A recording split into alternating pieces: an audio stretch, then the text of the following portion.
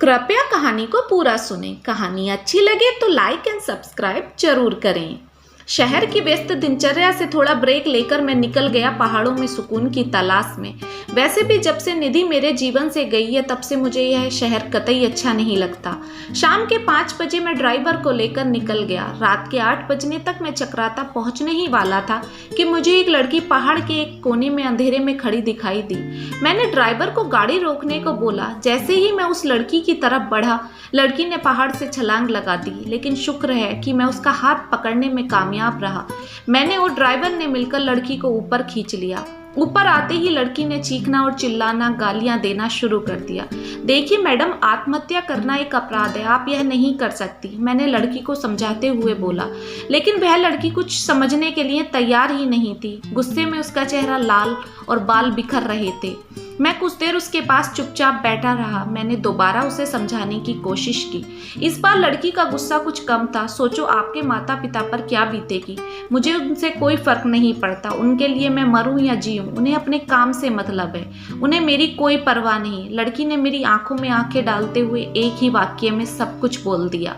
आप कहाँ ठहरी हैं? चलिए मैं आपको वहाँ छोड़ देता हूँ, मैं यहाँ मरने आई हूँ, रुकने नहीं। कहकर लड़की खिलखिलाकर हंसने लगी।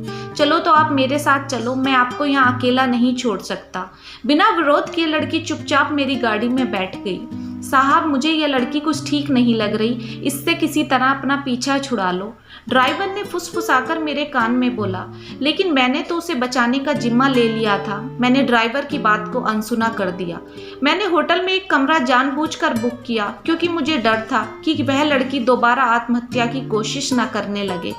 मेरे साथ एक कमरा शेयर करने में उस लड़की को कोई दिक्कत नहीं थी। हालांकि मैं इस बात से थोड़ा हैरान था कि एक अनजान आदमी के साथ एक जवान लड़की एक कमरा शेयर करने को कैसे तैयार है। मैंने उसे नहाने के लिए बोला तो वो चुपचाप बाथरूम में नहाने चली गई। कुछ समय बाद वो लड़की मेरी टी शर्ट पहनकर बाहर आई। पहली बार मैंने उस लड़की को इतने ध्यान से देखा था। 25-26 साल की, बेहद खूबसूरत, किसी अच्छे परिवार की लड़की थी वो। क्या नाम है तुम्हारा? मैंने चाय का कप उसे पकड़ाते हुए पूछा। गरिमा नाम है मेरा। आत्महत्या करने का ख्याल कैसे आया तुम्हारे दिमाग में? मम्मी पापा की इकलौती बेटी हूँ मैं। पापा एक NRI कंपनी में बड़े पद पर हैं, महीने में 15 दिन विदेश टूर पर रहते हैं और मम्मी किटी पार्टी और सत्संग में व्यस्त रहती हैं। मेरे लिए कभी उन दोनों पर टाइम ही नहीं था। जैसे तैसे पढ़ाई पूरी करके मैंने नौकरी शुरू करी।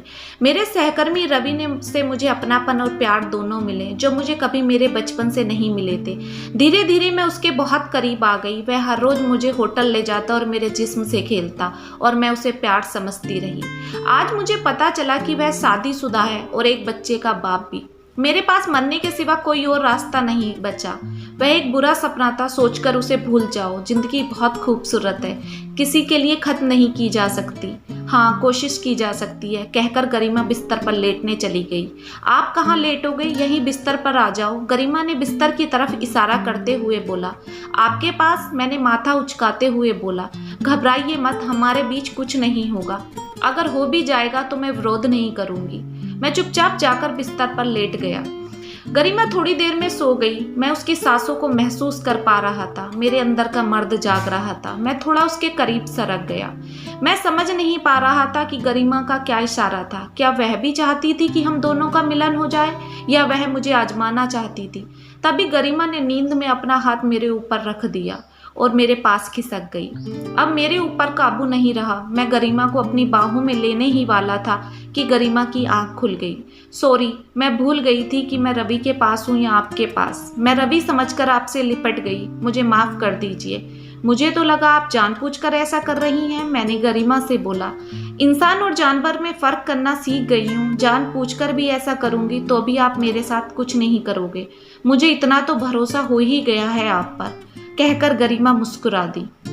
मुझे अपनी सोच पर बहुत घिन आ रही थी। कैसे कुछ ही देर के लिए मैं सच में जानवर बन गया था। मैं एक लड़की का भरोसा कैसे तोड़ सकता था। अगले दिन गरिमा के मम्मी पापा गरिमा को साथ ले गए। उम्र भर की दोस्ती का वादा करके गरिमा उनके साथ चली गई।